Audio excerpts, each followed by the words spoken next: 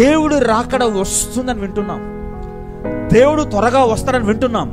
అది నీ విశ్వాసం. గుర్తుపెట్టుకోండి, మనకు చరిత్ర ఆధారాలు వాక్యం సెలవిస్తుంది కాబట్టి మనమేం చేస్తున్నాం అంటే, ఓహో దేవుని రాకడ ఉంది, దేవుడు రానై ఉన్నాడు, దేవుడు ఏ క్షణమన్నా వస్తాడు అనే ఒక చిన్న హోప్ మనకుంది. అదేంటిది? మన విశ్వాసం. మన విశ్వాసం ఏంటిది?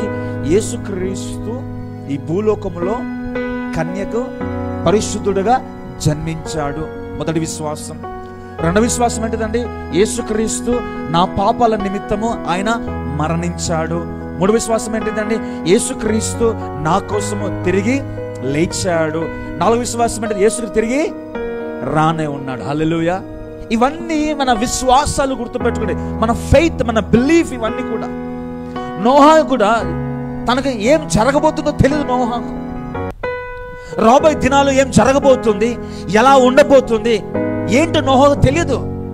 దేవుని చేత హెచ్చరింపబడ్డాడు, దేవుని వాక్కు చేత ఆయన ఖండించబడ్డాడు. నోహావు, ఇదిగో ఈ లోకం పాడైపోతుంది, ఈ లోకంలో పాపం విస్తరించిపోతుంది, ఈ లోకం భయంకరంగా పట్టబడింది, నేను సహించలేను. ఇంకా నువ్వేం చేయాలంటే నీకు నీ కుటుంబానికి ఏం కట్టమన్నాడైనా?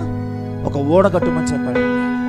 ఆలోచించండి, నోహావు వర్షాన్ని చూడలేదు, నోహావు పతనాన్ని చూడలేదు, నోహావు నాశనాన్ని చూడలేదు, కానీ దేవుని హెచ్చరించని చూశాడు.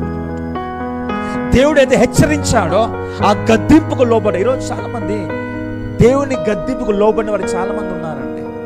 దేవుడు ఏదైనా మాటతో గద్దిస్తే ఏమైతుందిలే, దేవుడు ఏదైనా హెచ్చరించి మాట్లాడితే ఏం కాదులే, ఏదైనా గట్టిగా మాట్లాడినా, వాక్యం గట్టిగా చెప్పినా, ఏదైనా జరిగినా చాలా మంది ఏం చేస్తున్నారంటే ఆ గద్దింపుకు లోబడలేకపోతున్నారు. ముఖ్యంగా నేటి కాలంలో క్రైస్తవులు తెలుసండి, దేవుని గద్దింపుకు లోబడ